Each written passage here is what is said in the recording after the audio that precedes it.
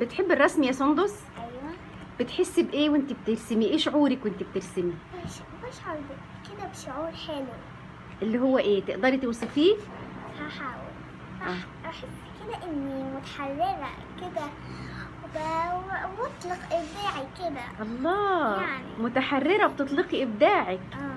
بترسمي فده بقى يخليني بحس بشعور حلو. جميل. نفسك تبقي ايه؟ نفسك تحققي ايه في الرسم؟ او ايه اكتر حاجة بتخليكي فرحانة وانت بترسميها؟ عشان انا بحب كده رسم كده نشاط حلو. يعني بترسمي، تحبي ترسمي الطبيعة مثلا، الشجر، الورد، الحيوانات؟ ارسم كل حاجة. ترسمي كل حاجة. جميل ان شاء الله. بس مش حاجات بسيطة كده قوي. بتحبي الحاجات اللي هو بقى كبيرة كده شوية، يعني فيها فن كده. بالظبط.